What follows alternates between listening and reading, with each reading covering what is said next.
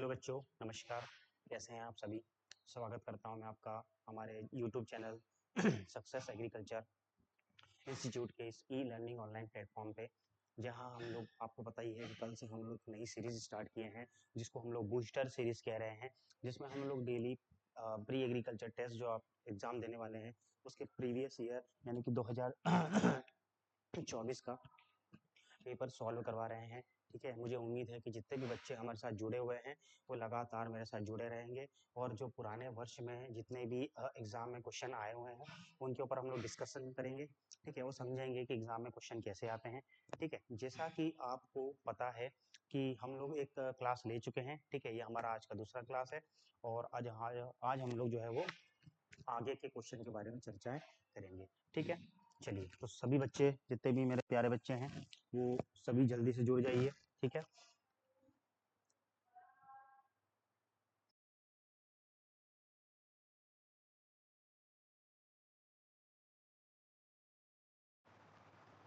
जल्दी से जुड़ जाइए बच्चे।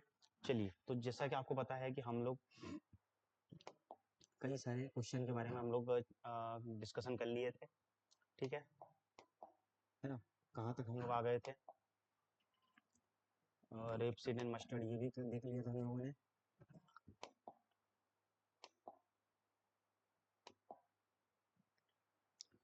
चलिए, अब हम अपना अगला क्वेश्चन डिस्कस करते हैं। ठीक है, देखिए क्वेश्चन क्या कह रहा है। The most cultivated sugar crop of the world is. ठीक है बच्चों, हमको ये क्वेश्चन में पूछ रहा है कि the most cultivated sugar crop of the world, विश्व में सबसे ज्यादा खेती होने वाली चीनी की फसल कौन सी है। ठीक है, जैसा कि आपको पता है कि जो चीनी होती है यानी कि जो शुगर होती है वो प्लांट से मिलती है ना, क्रॉप से मिलती है।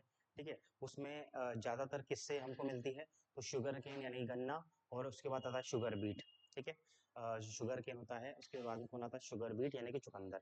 ठीक है तो यहाँ पर पूछ रहा है कि विश्व में, ठीक है बच्चों, ऑप्शन क्या दे रखा है, सोरगम या ज्वार, शुगर केन या गन्ना, स्वीट पोटैटो या शकरकंद, और शुगर बीट या चुकंदर। तो जैसा कि मैंने आपको बताया कि ज्यादातर कहाँ से आता है बच्चों, शुगर केन और शुगर बीट से। ठीक है, तो ज्यादातर कहाँ से आता है, उसमें भी बोलेंगे तो शुगर केन से बच्चों 80% जो हमको शर्करा यानी कि शुगर मिलती है। और दूसरे नंबर पर कौन आता है, शुगर बीट आता है बच्चों, कितना, 20%। ठीक है, हमने यहाँ पर डाटा लिख के लाया हूँ ताकि आपको पढ़ने में आसानी होगी। ठीक है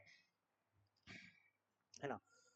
तो जो मोस्ट कल्टिवेटेड शुगर कौन सी हो जाएगी बच्चों, शुगर केन यानी कि गन्ना, कितना, 80%। ठीक है, और शुगर बीट कितना है बच्चों, 20%।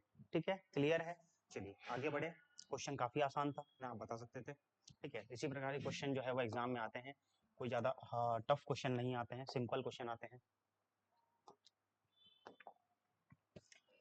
The most critical stage of irrigation in barley, बच्चों क्वेश्चन पूछ रहा है बारले। बारले का मतलब होता है ज्वार। ठीक है, ज्वार आपको पता है कि एक मोटे अनाज वाली फसल है। ठीक है, तो वो क्वेश्चन पूछना चाह रहा है कि बारले यानी कि जो जौ होता है, जौ में सबसे ज्यादा इंपॉर्टेंट सिंचाई की अवस्था कब आती है। एक पौधा अपने जीवन में कई सारी अवस्थाओं से होकर गुजरता है। ठीक है, जैसे हम लोग जो है पहले जैसे जन्म हुआ, पहले बच्चे थे, फिर हम लोग किशोर अवस्था में आए, फिर हम लोग युवा अवस्था में आए, फिर हम लोग वृद्ध होंगे, उसके बाद में हमारी मृत्यु हो जाएगी। ठीक है, तो हमारा जैसे डेवलपमेंट होता है उसी प्रकार से पौधे का भी डेवलपमेंट होता है ना? तो पौधे में पूछ रहा है क्या कि most critical stage of irrigation, यानी हम लोग पौधे बारले में अगर पानी देना चाहें तो कौन सी ऐसी स्टेज या चरण आएगी जहां पर सबसे ज्यादा उसको पानी की आवश्यकता पड़ेगी। ऑप्शन क्या दे रखा है, CRI यानी कि कृंतक जड़ बनते समय, फ्लावरिंग फूल आते समय, टिलरिंग कल्ले बनते समय, या मिल्किंग दूध बनते समय। ठीक है बच्चों, तो इसका आंसर हो जाएगा बारले में जो है वो सिंचाई कब करते हैं, इरिगेशन टिलरिंग करते समय, टिलरिंग करते समय, कल्ले बनते समय। ठीक है बच्चों, कल्ले क्या होते हैं, टिलरिंग क्या होते हैं टेलरिंग का मतलब ये होता है कि वह शाखा है जिस पर जाकर के बारले लगने वाला है, उसी को हम लोग बोल देते हैं क्या, टेलरिंग। तो जब वो बनेगा तभी तो हमको बारले मिलेगा। ठीक है, वरना अगर उसी टाइम पानी नहीं दोगे तो उस टाइम कोई फायदा, उसके अलावा फायदा नहीं होगा। ठीक है, सही बात है ना? चलिए अगला क्वेश्चन क्या कह रहा है, crop rotation intensity of soybean dash wheat dash fallow rotation is, soybean dash गेहूं डैश प्रति फसल चक्र की फसल चक्र गहनता कितनी होती है। ठीक है बच्चों, चलिए तो देखो यार होता क्या है ना कि CRI जो होता है एक एग्रोनॉमी में जो है एक कॉन्सेप्ट आता है CRI का, इसको बोलते हैं क्रॉप रोटेशन इंटेंसिटी। ठीक है, क्रॉप रोटेशन इंटेंसिटी हमको बताता है कि एक साल में कितनी फसलें लगी हुई हैं। ठीक है बच्चों, एक साल में कितनी फसलें लगी हुई हैं। जैसे कि मान के चलो कि एक साल में एक ही फसल लगी तो इसकी CRI कितनी होगी 1। एक साल में एक फसल लगी तो CRI कितनी होगी 1। और अगर हमको इंटेंसिटी निकालना होता है तो इसमें 100 का मल्टीप्लाई कर देते हैं। क्यों? क्योंकि हमको वैल्यू परसेंट में निकालनी पड़ती है। तो एक साल में एक फसल तो CRI कितना हो गया 1, यानी कि 100%। एक साल में दो फसल तो कितनी हो गई 2 इंटू 100 कितना हो गया 200%। एक साल में तीन फसल तो 3 इंटू 100 4 300%। अगर एक साल में चार फसल तो कितना हो गया 4 इंटू 100 इज इक्वल टू 400%। तो ये बहुत ही सिंपल से इसका अनुमान करते हैं हम लोग। इसका जो फॉर्मूला होता है वो क्या होता है बच्चों कि नीचे क्या मैंने बोला कि वर्ष की संख्या यानी कि ड्यूरेशन ऑफ ईयर, यहाँ पर आता है ड्यूरेशन। ठीक है, ड्यूरेशन, और ये कैसे लिखते हैं इन ईयर ड्यूरेशन, है ना, कितने साल मैंने बताया ना, एक साल या इससे 2 साल भी हो सकते हैं, 3 साल, कितने भी साल हो सकते हैं। तो ड्यूरेशन इन ईयर, और ऊपर होता है number of crop, number of number of crops. ठीक है, number of crop in a year, मतलब कि एक साल में लगाई गई फसलों की संख्या, और इनटू में क्या कर दो बच्चों 100 कर दो, है ना। मैंने अभी आपको एग्जांपल बताया कि एक साल में कितनी फसल, एक फसल 1 इंटू 100 100%। ठीक है, एक साल में दो फसल तो 200%, आसान है। तो इसी की तर्ज पे हम लोग निकालेंगे। क्वेश्चन क्या पूछ रहा है, crop rotation intensity of soybean wheat fallow rotation. ठीक है बच्चों, अगर आपको, अगर यहाँ पर जो है ना, अब हमको दिक्कत ये है कि हमको क्वेश्चन एग्जामिनर कभी भी बोलेगा नहीं कि भैया ड्यूरेशन कितना है और नंबर ऑफ क्रॉप कितना है। ठीक है, वो डायरेक्ट दे देगा तो हम लोग डायरेक्ट निकाल लेंगे। लेकिन एग्जामिनर क्या करता है कि हमको कंडीशन देता है, बस कंडीशन दे दी, अब इसका CRI निकालो। तो हमको ये भी देखना पड़ेगा कि नंबर ऑफ क्रॉप कितनी है, और ये भी देखना पड़ेगा कि ड्यूरेशन कितना है। ठीक है, चलिए, तो ये निकालने के लिए सबसे पहले हम लोग क्या करेंगे कि हम लोग क्या करते हैं बच्चों, देखो एक साल का मतलब क्या होता है। एक साल का मतलब ये होता है, जैसे मान के चलो एक साल का मतलब आपके हिसाब से क्या होता होगा, जनवरी फरवरी मार्च अप्रैल गया गया गया और दिसंबर तक गए एक साल। लेकिन एग्रीकल्चर की टर्मिनोलॉजी में एक साल का मतलब होता है बच्चों खरीफ, रबी और जायद। ठीक है बच्चों, खरीफ, रबी और जायद, ये एग्रीकल्चर के टर्म्स में एक साल होता है। ठीक है, जैसे किसी फसल को खरीफ में लगाया, रबी में लगाया, जायद में लगाया, तब जाके वो एक साल माना जाएगा। ठीक है, खरीफ में फसल लगाई, रबी में फसल लगाई, जायद में फसल लगाई, और ये फसलें कितनी हो गई बच्चों 3, कितनी हो गई 3। तो फसलें 3 और साल 1, 3/1 इंटू 100 कितना हो गया 300%। बहुत आसान है। ठीक है, तो कंडीशन देख के हमको अनुमान लगाना पड़ेगा कि CRI कितनी होगी, और वो हमको देखना पड़ेगा कि फसलों की संख्या कितनी है और नीचे ड्यूरेशन कितना है। ठीक है, चलो बहुत बढ़िया। उसने कंडीशन क्या दे रखी है भैया कि सोयाबीन व्हीट और फैलो। इसका मतलब हमको ये समझना पड़ेगा कि सबसे पहले मैंने क्या बताया, एग्रीकल्चर में हम लोग कहाँ शुरू करेंगे, खरीफ से शुरू करेंगे। तो इसका मतलब क्या हुआ कि उसने कंडीशन दे रखी है कि भैया मान के चलो कोई किसान है, उसने खरीफ में क्या लगा दिया सोयाबीन, खरीफ में क्या लगा दिया सोयाबीन। फिर रबी सीजन, ये डैश का मतलब होता है बच्चों अगला सीजन, डैश का मतलब क्या होता है अगला सीजन आ गया। अगले सीजन माने रबी में क्या लगाया उसने व्हीट, रबी में क्या लगा दिया, रबी में लगा दिया व्हीट, रबी में गेहूं, सोयाबीन, रबी में गेहूं। ठीक है, उसके बाद क्या आता है जायद। फैलो रोटेशन, प्रति फसल का मतलब उसने कुछ भी नहीं लगाया, कुछ भी नहीं लगाया, कुछ भी नहीं लगाया बच्चों। इसका मतलब ये नहीं कि हम उसको गिनेंगे नहीं, गिनेंगे, साल को गिनेंगे, फसल को नहीं गिनेंगे, क्योंकि साल तो बीत रहा है भाई, उसने लगाया नहीं लगाया हमको क्या मतलब, साल तो बीत रहा है। तो खरीफ, रबी और जायद, और यहाँ पर आके रुक गया, इसका मतलब क्या हो गया खरीफ रबी जायद, इसका मतलब साल कितने हो गए 3। साल कितना हो बच्चों 1, मैंने क्या बताया एग्रीकल्चर में साल क्या होता है खरीफ रबी और जायद, साल कितना हो गया 1, नीचे नीचे क्या लिखेंगे 1। फिर हमने क्या बोला कि अब इसमें फसलों की संख्या, तो फसलों की संख्या क्या हो जाएगी बच्चों? सोयाबीन एक फसल एक साल में, व्हीट दूसरी फसल, और फैलो यानी कि प्रति फसल। जब कुछ लगाया ही नहीं तो उसको गिनेंगे क्यों? ठीक है, तो फसलें कितनी हो गई? 2। तो ऊपर क्या जाएगा? नंबर ऑफ क्रॉप 2 इंटू 100, क्या आंसर आ जाएगा? 200%। कहाँ दिख रहा है आपको? ये दिख रहा है आपको। ठीक है, आंसर क्या है? Option B. बहुत आसान है। ठीक है, CRI निकालना एक बहुत ही आसान क्वेश्चन होता है ना? ये डायरेक्ट आपको बोनस नंबर देता है। ठीक है, बच्चे जिसको नहीं निकालते आएगा ना, वो सोचते रह जाएगा कि मैं करूं क्या इसमें, है ना? मैं इसमें क्या करूं? ठीक है, बहुत सारे बच्चे जो है ना एक्स्ट्रा दिमाग लगाते हैं, उनको साल तो पता चल जाता है कि 1 साल है, लेकिन वो क्या करते हैं? 1 2 3 300%, आंसर क्या लगा देंगे? 300%। लेकिन नहीं, फैलो रोटेशन का मतलब होता है प्रति फसल का मतलब ये होता है कि उसने कुछ भी नहीं लगाया। ठीक है, समझ में आ गया बच्चों? क्या ये आपको कॉन्सेप्ट क्लियर हो गया? जल्दी से इसका स्क्रीनशॉट ले लीजिए अगर आपको इसका स्क्रीनशॉट लेना हो तो, है ना? हिंदी में इसको लिखेंगे, इसको CRI बोलते हैं बच्चों, फसल चक्र गहनता। फसल चक्र गहनता। और number of crop in year मतलब कि एक साल में लगाई गई फसलों की संख्या, बटे ड्यूरेशन इन ईयर मतलब कि अवधि, और वो भी वर्षों में, और इनटू 100। ठीक है बच्चों, इसको जल्दी से आप लोग नोट करना है तो कर लीजिए, स्क्रीनशॉट लेना हो तो ले लीजिए। ठीक है, फिर हम लोग आगे बढ़ रहे हैं।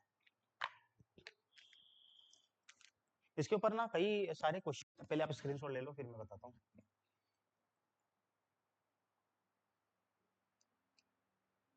बच्चों, क्या आपने इसका स्क्रीन ले लिया? देखिए बच्चों, इसका क्या है ना, इसके ऊपर कई प्रकार के क्वेश्चन बनते हैं, लेकिन अभी हमारे पास इतना टाइम नहीं है। लेकिन अगर मान के चलो, अगर हमारे पर यहाँ पर क्लास में हम लोग सिखाते हैं कि हम लोग इस पे कम से कम 10 20 30 क्वेश्चन तक कराते हैं। ठीक है, अलग अलग प्रकार से अलग अलग फसलें देंगे, अलग अलग ईयर देंगे, और बच्चों को निकालने को बोलते हैं। बच्चे आराम से चुटकियों में निकाल देते हैं। ठीक है बच्चों, चलिए बहुत बढ़िया, अब हम लोग आगे बढ़ते हैं। आगे क्या कह रहा है? चलिए,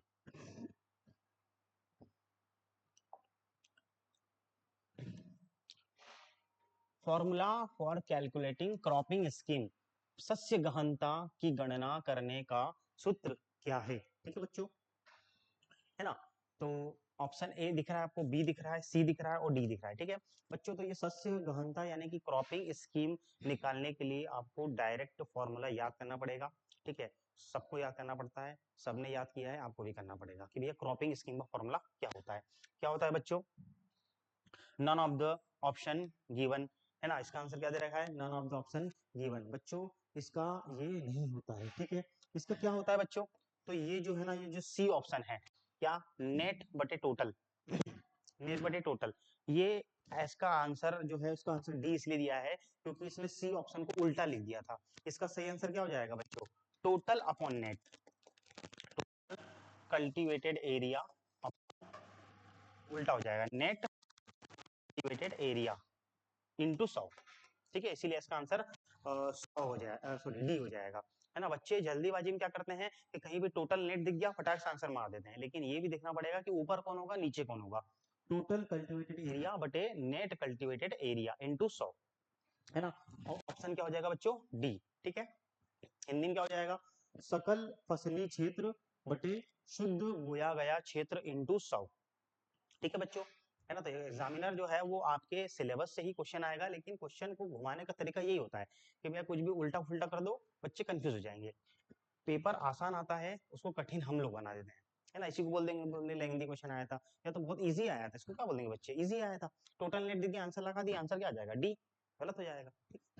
चलिए बच्चों, क्या मैं आगे बढ़ू? चलिए अब मैं आगे बढ़ता हूँ, इसका स्क्रीनशॉट आप लोग ले चुके होंगे।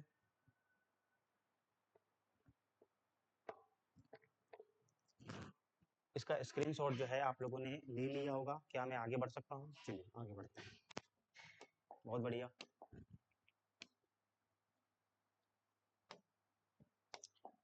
चलिए क्वेश्चन क्या है? Duration of bajra wheat summer moong rotation followed in irrigated condition. बच्चों, वही क्वेश्चन जो है उसने CRI वाला याद करो, CRI वाला याद करो, क्रॉप रोटेशन इंटेंसिटी, फसल चक्र गहनता हम लोगों ने पता किया था कि number of crop upon duration. तो इसमें उसने सीधा पूछ लिया कि ड्यूरेशन क्या है। हमको बहुत ज्यादा मेहनत नहीं करनी है, सिर्फ ड्यूरेशन बताना है। कितना आसान क्वेश्चन है। ड्यूरेशन का मतलब क्या होता है? एग्रीकल्चर में ड्यूरेशन का मतलब क्या होता है? खरीफ, रबी, जायद, बस। इसमें जो 3 फसलें लगा दी वो 1 साल हो गया। चलो गिनते हैं कितना हो रहा है। सबसे पहले भैया उसने जो हमको कंडीशन दे रखी है इसके अनुसार उसने बाजरा, बाजरा का मतलब क्या होता है बच्चों, बाजरा, ठीक है। इसने बाजरा जो है वो कहाँ लगाया, खरीफ में लगाया। कब लगाया, खरीफ में। फिर उसने बोला कि भैया वीट, वीट हमको पता है कहाँ लगता है, रबी में। कहाँ लगता है, रबी में। और मूंग बच्चों, समर मूंग, समर मूंग का मतलब उसने एक हिंट दे रखी है कि भैया मूंग तो है लेकिन वो समर में लगाई गई है, मतलब गर्मी में लगाई गई है। आपको पता है कि हमारे यहाँ पर जो खरीफ का सीजन होता है वो बारिश का होता है, रबी का वो ठंडी का, और जायद का गर्मी का होता है। इसका मतलब कुल मिला के ये बोलना चाह रहा है भैया कि जायद में समर मूंग लगाई गई। बस तो फिर बता दो कितने साल हो गए, बता दो भाई कितने साल हो गए। खरीफ रबी जायद मिला करके एग्रीकल्चर में कितना साल होता है, 1 साल। आंसर क्या आ जाएगा, 1 साल। आंसर क्या आ जाएगा बच्चों, 1 साल। ठीक है बच्चों, कितना आसान है ना। कोई क्वेश्चन में सेंस ही नहीं है, ठीक है। आप बच्चे जो है ना जिसमें बहुत ज्यादा प्रैक्टिस होती है वो उस क्वेश्चन को देखते ही बता देंगे, बाजरा बीट समर 1 साल खत्म। इस लेवल की आपकी प्रैक्टिस होना चाहिए, ठीक है, ताकि एग्जाम में आपको कंफ्यूजन कंफ्यूजन ना हो सके। ठीक है बच्चों, चलिए जल्दी से इसका स्क्रीनशॉट ले लो फिर हम लोग आगे बढ़ते हैं।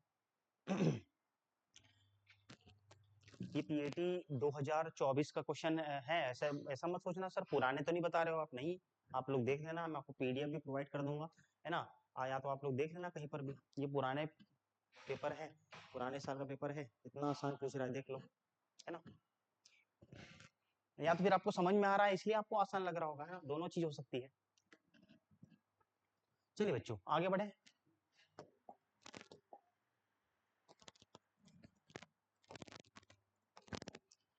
हाँ जी, अगला क्वेश्चन जो है वो थोड़ा सा भयंकर दिख रहा है क्योंकि इसमें कई सारी बातें लिखी गई है।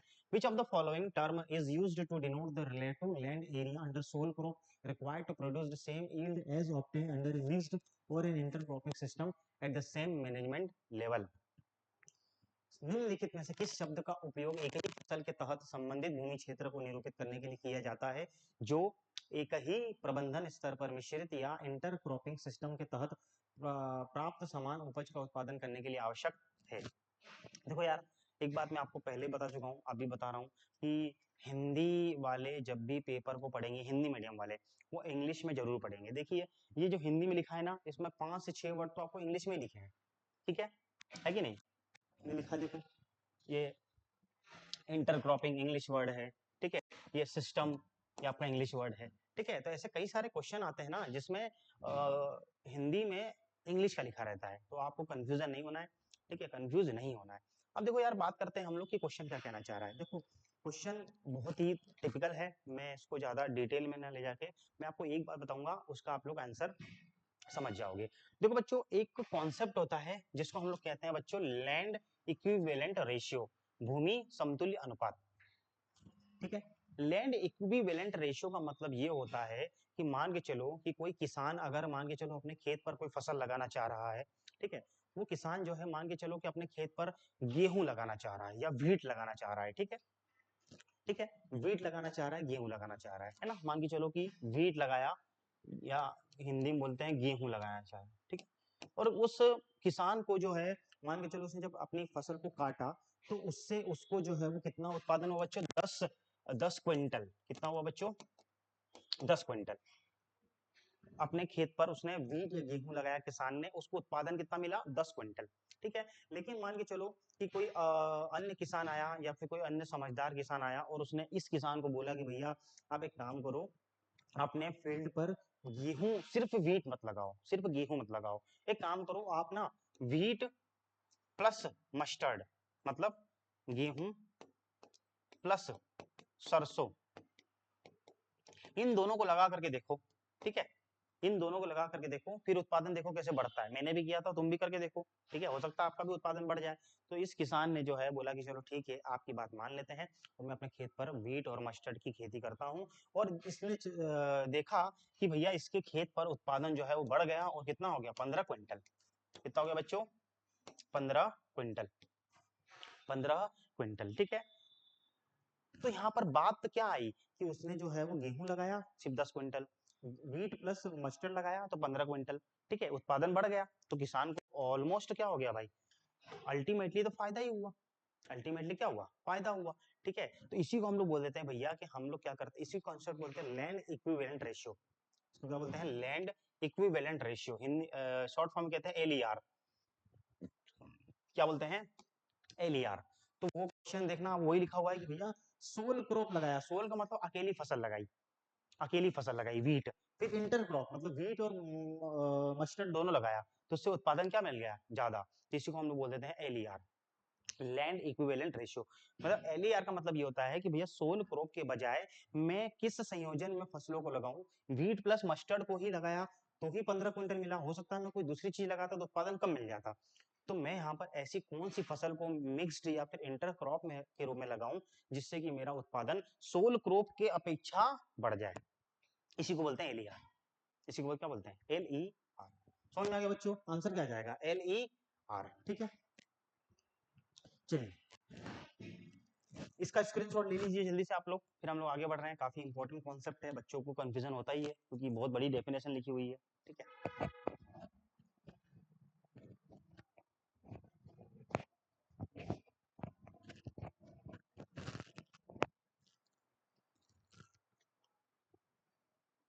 पीएटी में इस प्रकार के क्वेश्चन जो है ना वो बच्चों को कंफ्यूज करने के लिए दिए जाते हैं, है ना, बड़े बड़े क्वेश्चन, लेकिन उसका बहुत ही छोटा सा ही मीनिंग होता है। देखिए मैंने कितना आसानी से आपको बता दिया। ठीक है, तो बिल्कुल भी घबराना नहीं है, पीएटी का पेपर बहुत आसान होता है, इसको कठिन हम लोग बना देते हैं या फिर जो बच्चे दे रहे हैं उसको वो बना देते हैं। ठीक है बच्चों, चलिए मैं उम्मीद करता हूँ कि आपको सारे के सारे कॉन्सेप्ट समझ में आ रहे होंगे, है ना। हम लोग हर एक क्वेश्चन को काफी डीप में ले जाएंगे, चिंता नहीं करना है। ठीक है, एक एक क्वेश्चन को खोल के देखेंगे कि क्या कहना चाह रहा है सब कुछ। हाँ जी, क्या बोल रहा है भैया कि which is not an intercropping system.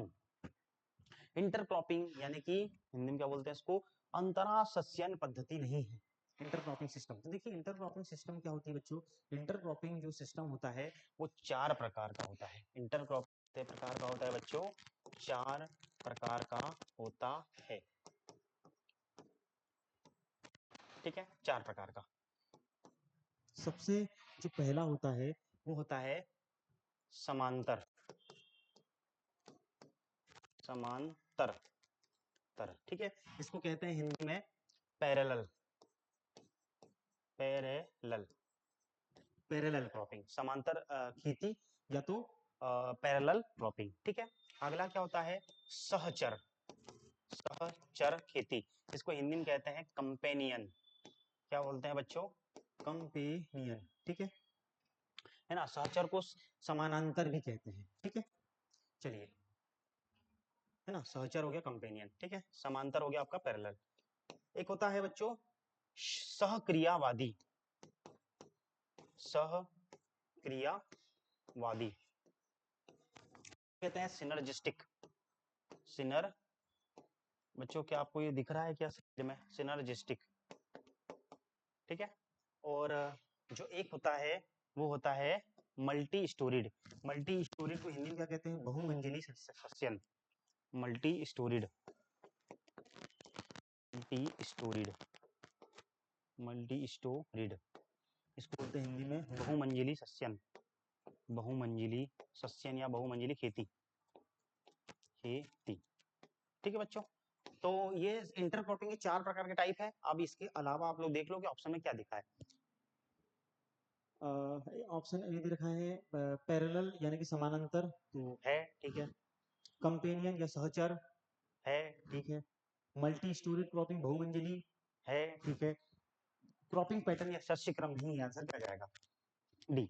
Answer क्या जाएगा बच्चों, डी। तो इस क्वेश्चन में आपको नहीं, अगर जहां भी पूछा जा रहा है तो नहीं जब भी पूछे ना तो बच्चों क्वेश्चन पे हमेशा रुक जाना, नॉट, जब भी नॉट कभी भी आपको क्वेश्चन में दिख जाए तो उस पे हमेशा जो है आप लोग रुक जाया करो। ठीक है, क्योंकि नॉट लिखने का मतलब ये होता है कि वो जो है वो क्वेश्चन जो है वो आपको और ज्यादा डीप नॉलेज चेक करना चाह रहा है। मान के चलो किसी बच्चे को इंटरक्रॉपिंग की 4 मेथड याद भी है, लेकिन अगर उसने ये देख लिया कि भैया उसने पहला ही वर्ड समझ लिया समानांतर या पैरेलल, ठीक है, उसने पढ़ा कि इंटरक्रॉपिंग सिस्टम, उसने देखा भाई पैरेलल लगा के आ गया, खत्म काम। ये पूछना चाह रहा है कि नॉट, नहीं, नहीं कौन है। ठीक है, तो ये ध्यान रखना है बच्चों। है ना। इसी मैं बता रहा हूँ ना आपको, पेपर टफ नहीं आता, सो टफ हम लोग बना देते हैं। इसको ध्यान से पढ़ना पड़ता है, क्वेश्चन को हमेशा ध्यान रखना। क्वेश्चन को एक नहीं भले 4 बार पढ़ो, लेकिन एक एक वर्ड को उठाना है, एक एक वर्ड को, एक एक लाइन को उठाना है और समझना है कि एग्जामिनर आपसे क्या पूछना चाह रहा है। जब भी आपको नोट दिख जाए ना बच्चों के एग्जाम में, नोट, एक क्वेश्चन पे आप लोगों को थोड़ी सी ठहरना है, थोड़ी देर ठहरना है और समझना है कि बच्चों आपसे क्वेश्चन में क्या पूछना चाह रहा है। ठीक है, चलिए बहुत बढ़िया। इसका स्क्रीनशॉट ले लो जल्दी से, आपके अतिरिक्त जानकारी के लिए काम आएगा। जल्दी से स्क्रीनशॉट ले लो, फिर हम लोग आगे बढ़ रहे हैं।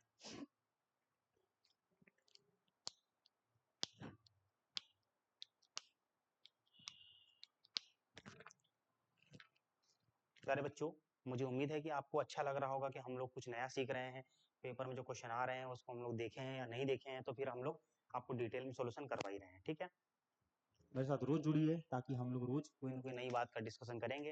रोज हम लोग 10-15 क्वेश्चन उठाएंगे और एक एक क्वेश्चन की डिटेल में जाएंगे, रूट तक जाएंगे, तह तक जाएंगे। ठीक है, बहुत बढ़िया।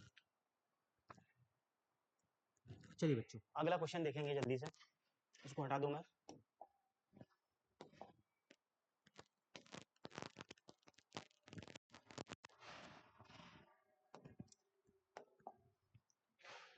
If there is a 50-hectare farm, then how much percentage of total farm area under layout and basic farm structure will be there?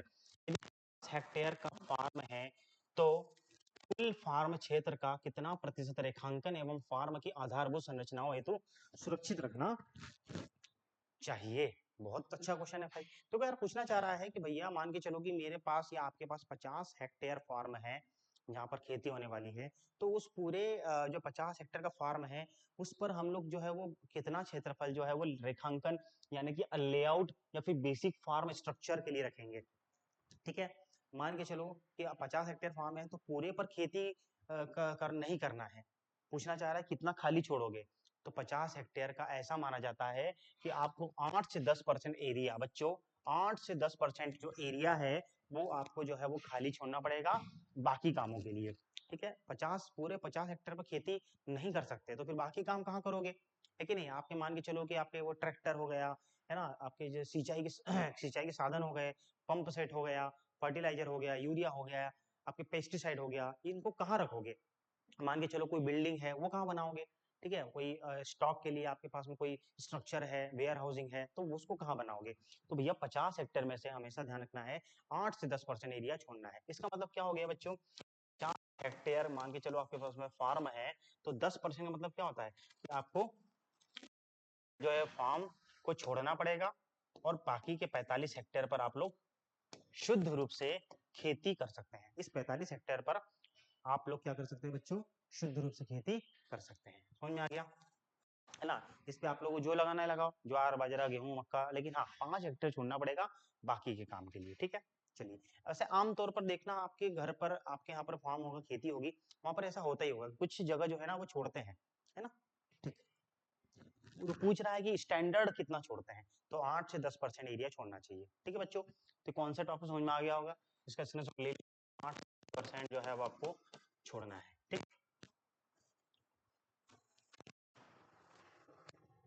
है ना, ये 8 से 10% में क्या करोगे? लेआउट वगैरह या फिर कोई फार्म स्ट्रक्चर वगैरह मैंने आपको बता ही दिया है। ठीक,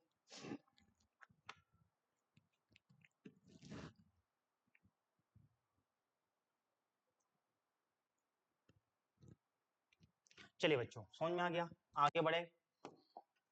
चलिए, बहुत अच्छे अच्छे क्वेश्चन आ रहे हैं, हाँ लग रहा है आपको भी अच्छा लग रहा होगा।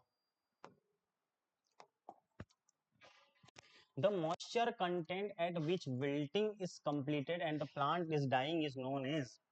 बहुत बढ़िया। देखो यार, मैंने आपको बताया था ना कि जैसे हमारे जीवन में कई प्रकार के चरण आते हैं, तो पौधे के जीवन में भी कई प्रकार के चरण आते हैं ना। उसको हम लोग डिवाइड करेंगे पौधों को पानी की आवश्यकता के आधार पर।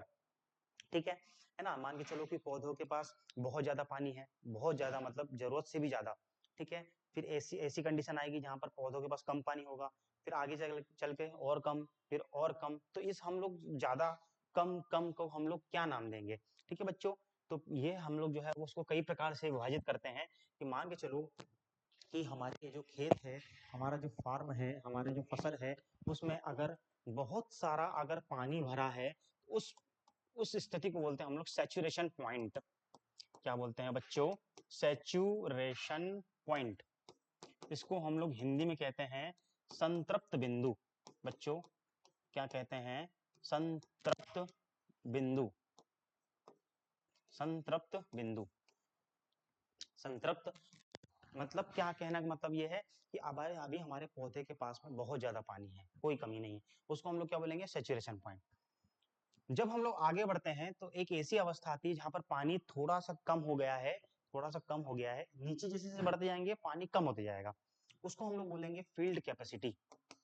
क्या बोलते हैं बच्चों? Field capacity. ठीक है बच्चों, क्या बोलते हैं इसको? Field capacity. हिंदी में क्या बोलते हैं इसको बच्चों? क्षेत्र क्षमता। क्षेत्र क्षमता। जब पानी और कम हो जाएगा तो एक ऐसी कंडीशन आएगी जिसको हम लोग बोल देते हैं बच्चों wilting point.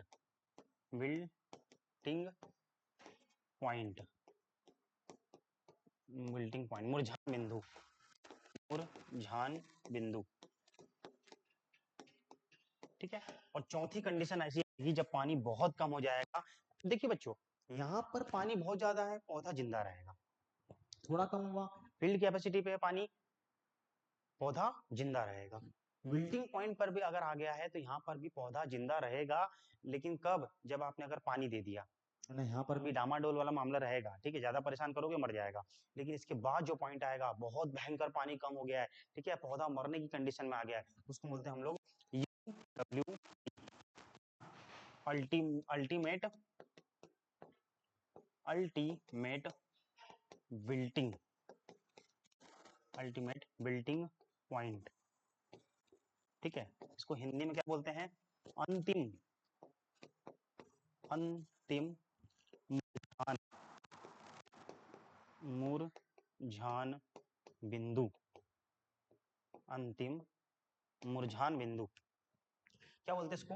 Ultimate wilting point. ठीक है, इस कंडीशन पर क्या होगा कि पौधे में इतना पानी खत्म हो जाएगा कि पौधा मर ही जाएगा। ठीक है, कुछ भी कर लो। यहाँ यहाँ पर क्या कंडीशन थी कि अगर यहाँ पर पौधे को पानी दे दिया तो जिंदा हो जाएगा। यहाँ पर पौधे को पानी देते रहो, कुछ करते रहो, पौधा जिंदा नहीं होगा। अब आप ही बताओ भाई, आंसर क्या होगा? Moisture content at which wilting is completed and the plant is dying. मतलब कि नमी की मात्रा जिस पर मुरझाने का काम पूरा हो जाता है, मुरझाने का काम पूरा हो गया है और पौधा मर रहा होता है, पौधा मुरझा रहा है, मुरझा गया है और मर रहा है। ठीक है, यहाँ पर पौधा मुरझा रहा है लेकिन वापस जिंदा हो सकता है, यहाँ पर मुरझा रहा है और मर भी जाएगा। आंसर क्या हो जाएगा बच्चों? आंसर क्या आ जाएगा? Ultimate wilting point. Ultimate wilting point, अंतिम मुरझान बिंदु। ठीक है बच्चों, है ना? तो ये चीजें जो होती है ना, ये चीजें जो होती है थ्योरी पढ़ के आती है। थ्योरी जितना आप लोग प्रैक्टिस करोगे, जितना याद करोगे, है ना, उतना आपको याद समझ में आएगा। जल्दी से इसको लिखना हो तो लिख लो, स्क्रीनशॉट लेना हो तो ले लो, फिर मैं आगे बढ़ रहा हूँ।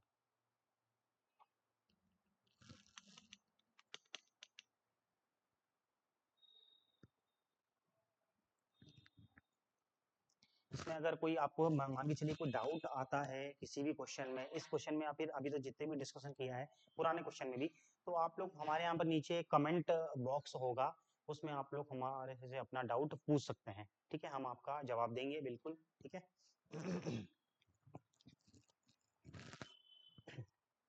बच्चे, हो क्या रहा है ना कि पीएटी की एग्जाम बहुत जल्दी ही आने वाली है, तो आप लोग जो है अपने आप को थोड़ा सा सीरियस कर लो, क्योंकि यही वो समय होता है जहाँ पर बहुत सारे बच्चे या तो रह जाते हैं या तो भाग जाते हैं।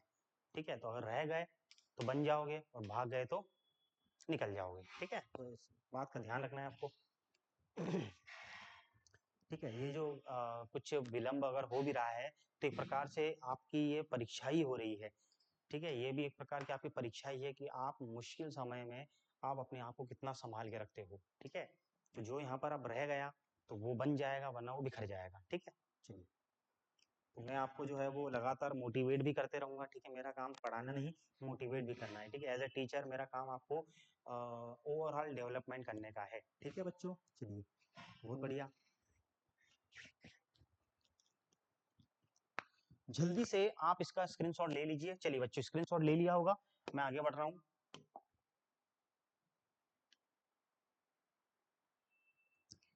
जी हाँ। चलिए तो एक काम करते हैं, आज का बच्चों आज का हम लोग यहीं तक, ठीक है। इसके आगे का हम लोग जो है वो नेक्स्ट यानी कि नेक्स्ट क्लास में देखेंगे, ठीक है। इसको जा करके घर पे इस क्लास को आप लोग जो है वो 1 या 2 बार 3 बार जितनी बार भी देखना हो, ठीक है, इसको देखना, रिवाइज करना और समझने की कोशिश करना कि क्वेश्चन किस प्रकार से आते हैं, ठीक है बच्चों। तो चलिए आज का हम लोग यहीं तक रखते हैं, ठीक है। मान के चलिए कि अगर आपको पीएटी या तो आईसीएआर, ठीक है बच्चों, या तो सीयूईटी, ठीक है, सीयूईटी या तो एग्रीकल्चर में और भी कौन कौन सी अभी एग्जाम हुई थी, एमसीबीयू, ठीक है, और भी कई प्रकार की नाना प्रकार की एग्जाम जो होती है उसकी तैयारी हमारे यहाँ पर कोचिंग संस्था में की जाती है जिसका नाम है सक्सेस एग्रीकल्चर इंस्टीट्यूट, जो कि बच्चों कहाँ पर है, भोपाल में है। हमारे यहाँ पर समस्त प्रकार की एग्रीकल्चर से संबंधित परीक्षाओं की तैयारी की करवाई जाती है, ठीक है। आप जो है वो हमारे मान के चलिए आपको जानकारी चाहिए, कांटेक्ट, ठीक है, अगर आपको और अधिक जानकारी चाहिए तो आप इस पे 7999376926 इस पे आप लोग जो है वो कॉल करके अतिरिक्त जानकारी प्राप्त कर सकते हैं, ठीक है ना। ऑफिस टाइम में मान के चलो आपको ये 10 से लेकर के 6 बजे तक आपको इस पे कॉल कर सकते हैं, आपको सारी प्रकार की जानकारी मिल जाएगी, ठीक है बच्चों, है ना। तो अगर आपको तैयारी करनी है किसी भी, मान के चलिए कि ये तो आपका पीएटी हो गया, लेकिन बहुत सारे बच्चे जो होते हैं वो कंपटीशन की तैयारी करते हैं, है ना, किसी किसी सर्विस या नौकरी की, तो वो हमारे यहाँ पर समस्त प्रकार की तैयारी करवाई जाती है, ठीक है। चलिए बच्चों, तो मैं उम्मीद करता हूँ कि आपको जो भी मैंने बताया वो आपको समझ में आया होगा और आप घर जाके इसको रिवाइज करेंगे। और चिंता नहीं करना है बच्चों, एग्जाम बहुत ही जल्द होगा। अपने आप को मोटिवेट करके रखना है, आपने जो सपने देखे थे, है ना, उसको पूरा करने के लिए आपको जी जान से लगाना पड़ेगा, ठीक है बच्चों। क्योंकि मैं देख रहा हूँ कि अभी बहुत सारे बच्चे जो हैं वो विभिन्न विभिन्न रास्ते देखने लगे हैं, ठीक है, लेकिन वो विभिन्न रास्ते कभी काम नहीं करेंगे, ठीक है। अल्टीमेट जो आपको गवर्नमेंट कॉलेज मिलेगी वो पीएटी के थ्रू ही मिलेगी। तो ऐसे बहकाव में नहीं आना है, अपने आप को मजबूत रखना है, ठीक है। चलिए बच्चों, धन्यवाद, नमस्कार, हम लोग कल फिर मिलेंगे, ठीक है, धन्यवाद।